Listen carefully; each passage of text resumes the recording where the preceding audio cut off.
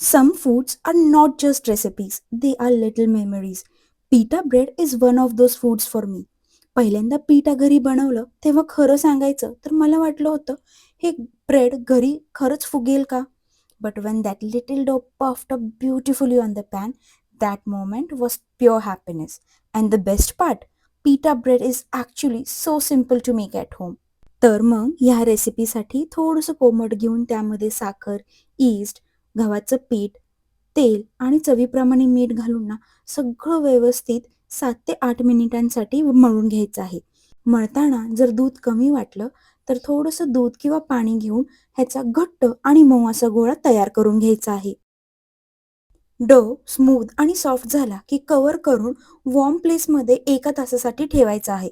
आता इथे थोडासा पेशन्स लागतो because good bread needs a little time. डो डबल झाला की त्याचे इक्वल पोर्शन्स करून छोटे-छोटे बॉल्स बनवायचे. प्रत्येक बॉल साधारण 1/4 इंच थिक गोल लाटून घ्यायचे. माझ्या मुलांना आहे ना, पिठा ब्रेड नुसता खायला प्रचंड आवडतो. त्यावरती हनी आणि चिमूटभर असं मीठ असं भुरभुरलं ना, की पिठा ब्रेड एकदम खमंग लागतो. त्याच्यामुळे पिठा ब्रेड मी थोडासा कमी जाड लाटते. तुम्हाला जर स्टफ्ड पिठा ब्रेड बनवायचा असेल तर थोडासा जाडसर लाटा. आता गरम तव्यावरती पिठा भाजून घ्या.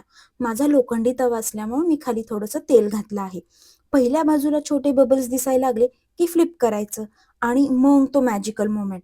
पिठा हळू फुगायला लागतो. त्या क्षणी वाटतं, हो, माझा होममेड पिठा रेडी आहे. गरमागरम पिठा थोडं टेर करून बघा. आतमध्ये किती सुंदर पॉकेट तयार झालेला असतो.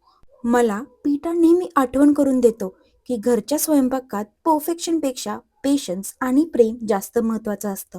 आता हा पिठा ब्रेड हमससोबत सर्व्ह करा, फलाफल, ग्रिल्ड व्हेजीस किंवा अगदी आपल्या आवडत्या भाजीसोबत देखील तुम्ही खाऊ शकता. चला तर मग रेसिपी आवडली असेल तर सेव्ह करा, शेअर करा, इन्स्टाला फॉलो आणि यूट्यूबलाही सबस्क्राईब नक्की करा.